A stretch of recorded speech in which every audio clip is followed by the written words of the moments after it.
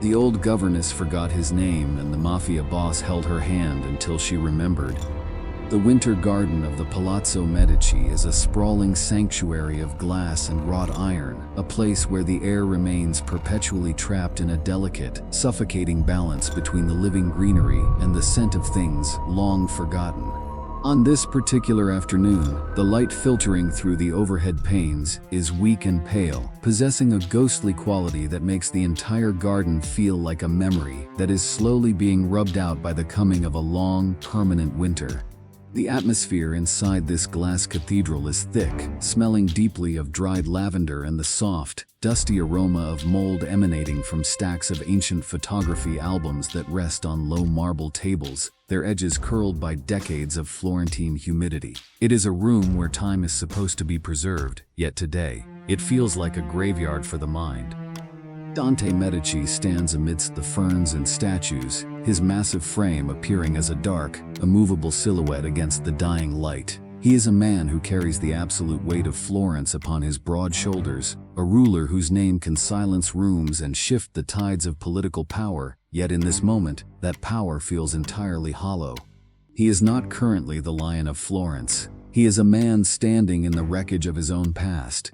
He slowly and methodically rotates the heavy gold signet ring on his right ring finger, feeling the cold, hard texture of the Medici crest against his skin. This ring is more than a symbol of authority. It is a physical connection to a lineage that the woman sitting across from him spent her entire life helping to build, cultivate, and protect.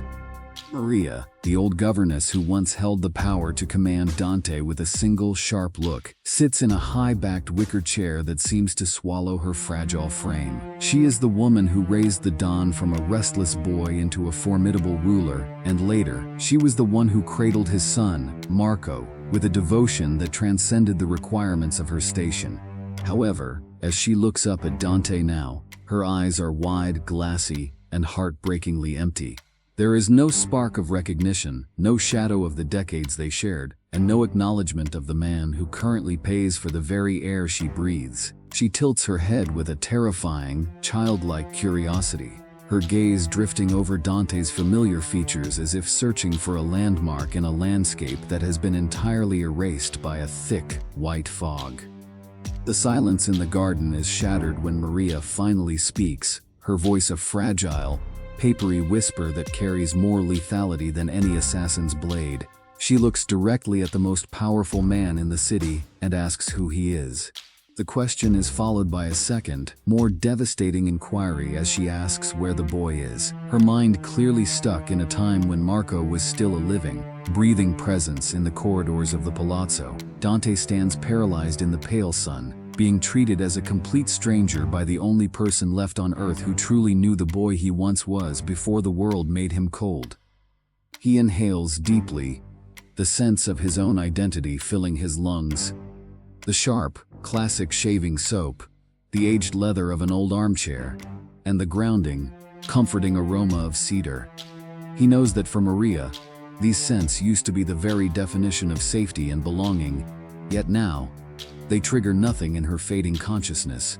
Dante looks at the woman who was once his guardian of humanity and realizes that her mind has retreated to a place where his name no longer exists. They thought a lost mind was a disposable burden to be managed and forgotten, but Dante Medici decided that if she could not find the way back to him, he would stay standing in the dark with her until the sun rose. The pale winter sun hangs, suspended over the Palazzo Medici, its light filtered through the ornate glass panes of the winter garden like a memory that is slowly and inexorably losing its color. Inside this fragile sanctuary, the air carries a heavy, antique stillness, smelling deeply of dried lavender and the faint, sweet decay of old photography albums that have been opened and closed 1,000 times over the decades. Dante Medici remains seated, a dark and imposing figure whose very presence seems to stabilize the drifting atmosphere of the room. He carries the scent of classic shaving soap, the deep musk of an old leather armchair, and the sharp, comforting resonance of cedar aromas that, for the elderly woman sitting before him, once defined the very parameters of safety and home.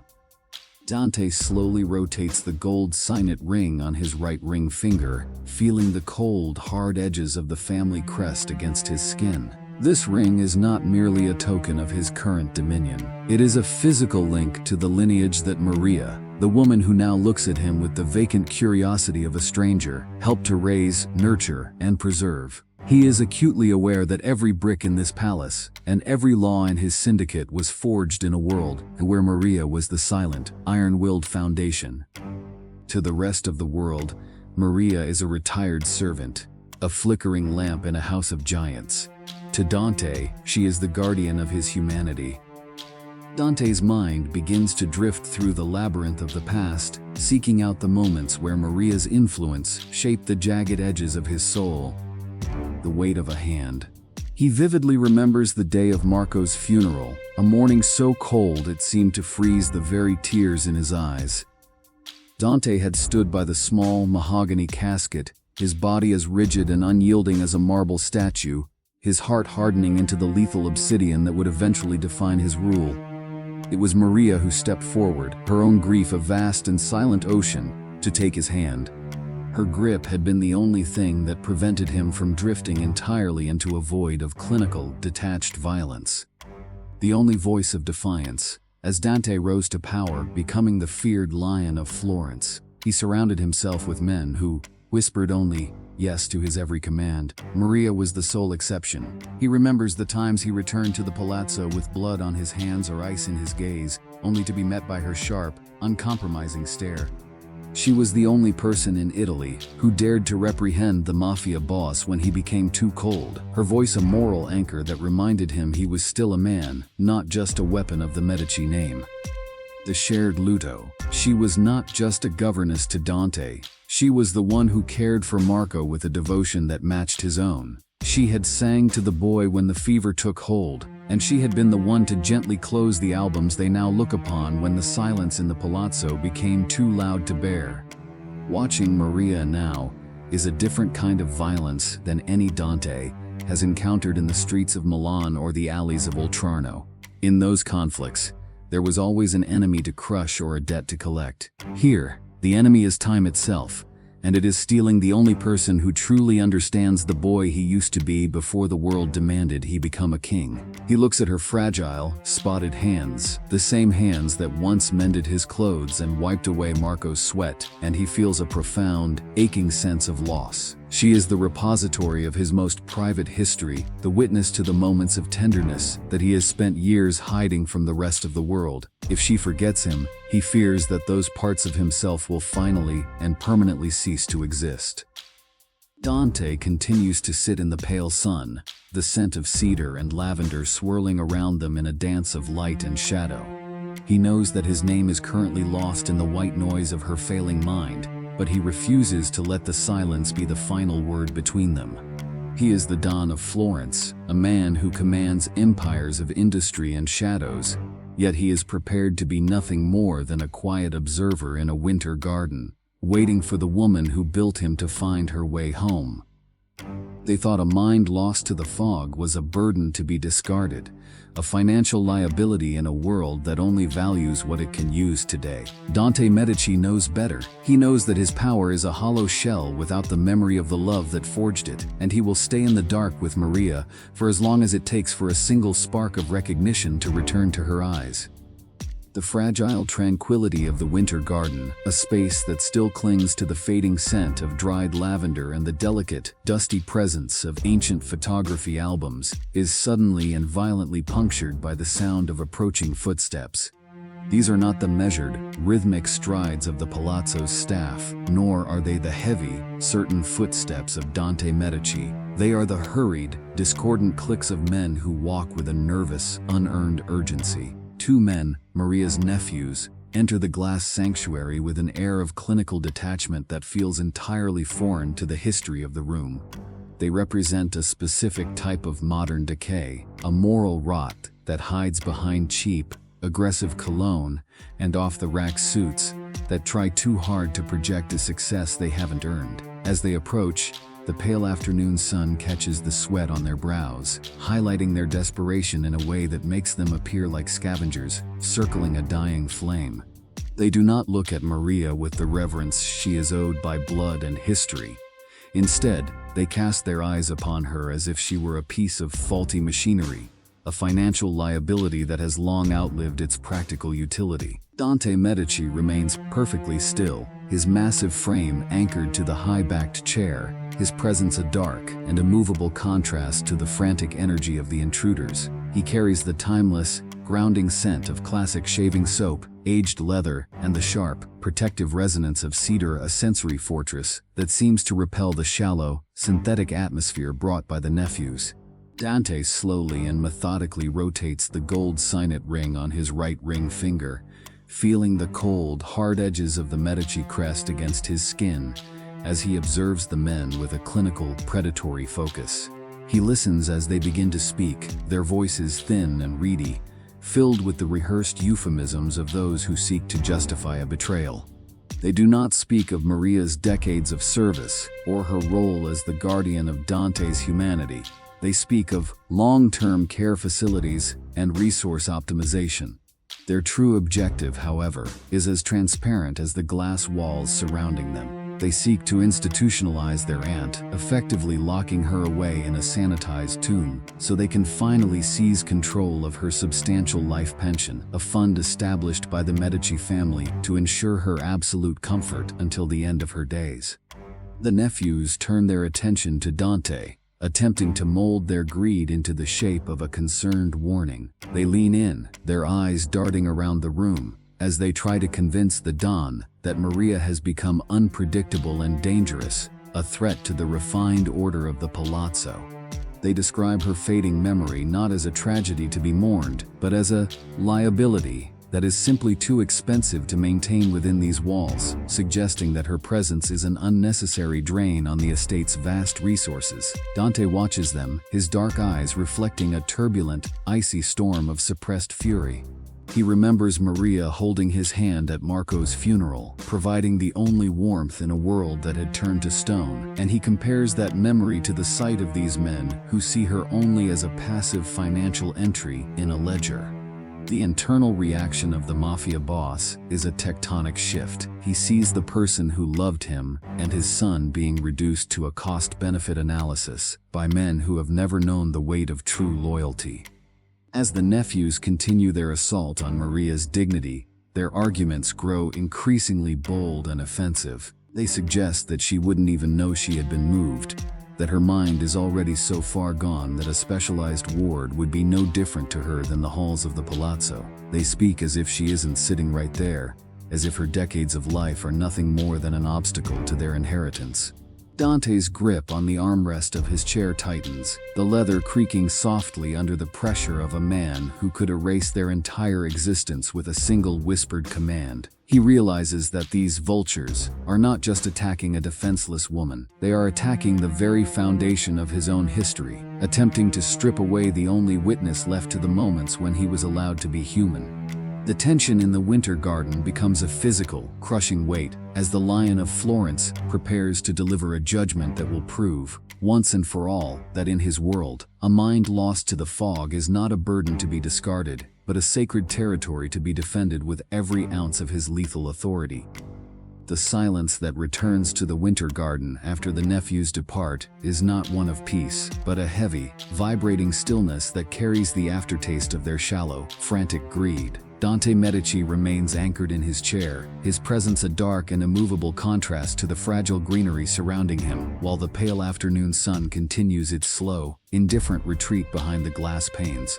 The atmosphere in this sanctuary continues to pulse with the scent of dried lavender and the delicate, dusty presence of ancient photography albums, creating a space that feels increasingly like a cathedral built for a history that only one person in the room can still remember. Dante's thumb continues its methodical, rhythmic rotation of the gold signet ring on his right ring finger, the cold metal of the family crest pressing into his scarred skin as a constant reminder of the lineage he carries, a lineage that the woman sitting across from him spent her entire life helping to forge and protect. He is wrapped in the comforting, masculine scents of classic shaving soap and aged leather, with the underlying resonance of cedar acting as a sensory anchor in a world that is currently tilting on its axis. He watches Maria, who is now quietly tracing the patterns on her wicker chair with trembling fingers, her mind still lost in a thick, white fog where his name has become a shadow she can no longer quite grasp. Luca enters the garden with the spectral, silent grace of an investigator who has spent his entire life excavating the dark truths hidden behind respectable facades, his eyes reflecting the cold efficiency required for this particular task. He does not interrupt Dante's quiet contemplation, standing instead in the deepening shadows of a large, ancient fern, his voice a low and gravelly hum that carries the weight of a devastating discovery. Luca reveals that the nephew's greed was not merely limited to their attempt to seize Maria's vital pension. They have been systematically stripping her of her dignity by selling her most intimate, personal belongings to unscrupulous collectors of Medici memorabilia. These men, whom Dante now views as nothing more than biological errors, have been auctioning off the very fragments of Maria's soul, including the handwritten letters that Dante himself had sent to her when he was a small boy away at school. These letters, filled with the innocent observations and private fears of a child who had not yet been hardened by the absolute requirements of power, represent a part of Dante's history that he thought was safe in Maria's hands, only to find them being treated as assets for a quick, hollow profit. The investigation continues in waves of revelation, each more cutting than the last. As Luca details the inventory of the items the vultures have prepared for disposal in their quest to liquidate Maria's life. But the most profound discovery is made not through digital tracing or financial records, but through the physical exploration of Maria's private quarters within the palazzo, a place Dante has not entered in years out of respect for her privacy. Dante leaves the garden and walks through the cold, echoing corridors until he reaches the small, immaculately kept room where Maria has lived for over 4 decades, a space that still carries her personal scent of lavender and old soap. Following a lead from Luca's observations, Dante kneels on the floor, a position of vulnerability he has not assumed for any man, and reaches beneath the heavy, dark wooden frame of Maria's bed. He finds a simple, iron-bound chest, hidden away with the kind of primal, protective instinct that Maria has always possessed, even as her own mind began to fail her. When Dante opens the chest, the smell of cedar and ancient paper rises to meet him, and he finds himself staring into the heart of his own grief. The chest does not contain the gold or jewels the nephews were so desperate to find. Instead, it is filled with every single drawing that Marco ever made during his short time on Earth. There are crude sketches of the palazzo garden, colorful, jagged representations of the Medici crest, and stick-figure portraits of Dante himself, all preserved with a level of devotion that transcends the fading of the mind. Maria had guarded these drawings with the ferocity of a mother, hiding them from the world and even from Dante's own clinical sorrow, ensuring that the physical evidence of Marco's life was protected even when she could no longer protect the memories in her own head. Dante realizes that while the nephews saw only a decaying mind and a pension to be stolen, Maria was still performing her ultimate duty as the guardian of his history, keeping the most precious parts of his past safe in an iron box beneath her bed. The sight of the drawings, preserved in the darkness while the light in Maria's eyes flickers out, ignites a cold, absolute fury in Dante that no corporate merger or rival syndicate could ever provoke. He realizes that the nephews were not just selling letters. They were attempting to auction off the very evidence of his humanity and the memory of his lost son. He closes the chest, the iron lock clicking with a finality that signals the end of his patience and the beginning of a total retribution. Dante Medici understands that the time for observation has passed and the time for a surgical, absolute response has arrived. He will not merely stop the vultures, he will ensure that they understand the cost of trying to profit from a memory they were never worthy to share. As he stands in the quiet of Maria's room, clutching one of Marco's drawings to his chest, he prepares to return to the garden and stand in the dark with Maria until the sun rises, armed with the knowledge that she never truly stopped protecting him, even when she forgot his name. Dante Medici returns to the winter garden of the Palazzo Medici, his footsteps muffled by the thick rugs as he enters the glass sanctuary, where the air still hangs heavy with the scent of dried lavender and the faint, dusty mold of ancient photography albums. The pale afternoon sun continues its slow, indifferent descent, casting a light through the iron-ribbed roof that is so thin and frail it feels like a memory that is slowly being erased from a canvas by the hands of time. He stands before Maria for a moment, his massive frame appearing as a dark charcoal silhouette against the fading light of Florence, and he feels the cold, hard weight of the gold signet ring on his right ring finger. He rotates the metal slowly, the movement acting as a silent, hypnotic ritual of focus, feeling the Medici crest against his skin as a symbol of a lineage that the fragile woman sitting before him helped to create and sustain through decades of loyalty. With a grace that is both uncharacteristic and profoundly intentional, Dante lowers himself onto the stone bench beside Maria, shedding the rigid, terrifying mantle of the mafia boss that he carries for the rest of the world.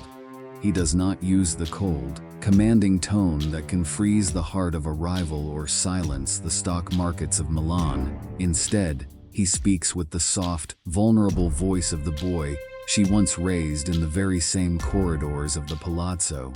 The air around them is saturated with his personal presence. The classic aroma of shaving soap, the deep, animalistic scent of an old leather armchair, and the protective, grounding resonance of cedar that Maria once equated with absolute security and home. Dante reaches out and takes her hand, creating a visual and emotional contrast between his own young, powerful hand and the fragile, spotted skin of the woman who was once his world. He begins to speak to her in the gathering shadows, telling her stories that are not of business, power, or the syndicate, but of the small and precious moments she once shared with him and his son, Marco. He describes the way Marco would chase butterflies through the ferns of this very garden, and how Maria would always have a glass of cold water and a sharp, loving reprimand ready for the boy when he inevitably grew too reckless. As he speaks, the silence that settles over the winter garden is described as time stopping to allow a last light of clarity to shine through the fog that has occupied Maria's mind. Dante tells her of the drawings he found beneath her bed, the ones she guarded with the ferocity of a mother even when her own name began to slip through her fingers, proving that her love was more durable than her memory. The stillness in the glass room becomes absolute, the world outside the palazzo disappearing into a gray, winter blur as the connection between the Don and the governess becomes the only reality. Dante watches her face, searching for a spark of the woman who used to be the only person allowed to correct him, and he finds it in the way her eyes begin to lose their vacant, drifting quality. As the story of Marco's favorite garden game reaches its end, a sudden and profound change ripples through Maria's features, the tension in her hands relaxing as the fog of her mind momentarily parts. She squeezes his hand with a sudden, surprising strength, her gaze locking onto his with a clarity that bridges the devastating gap created by her illness. In a voice that carries the warmth of 1,000 shared memories and the quiet dignity of a lifetime of service, she finally speaks the name she has carried in the deepest chambers of her heart since the day he was born. She looks at the man who governs Florence with an iron fist and sees only the child she once protected from the shadows, whispering, "Dante, my little Dante." The moment is a brief but total victory over the darkness, a flash of recognition that validates every hour Dante spent standing in the shadows of her fading mind, waiting for the sun to rise. The warmth of the brief, miraculous connection in the winter garden begins to recede as the pale afternoon sun finally dips below the horizon, leaving the glass sanctuary in a state of deepening, violet shadows. Dante Medici slowly releases Maria's hand, the visual contrast of his powerful grip against her fragile, spotted skin remaining as a silent testament to the protection he has just sworn to uphold.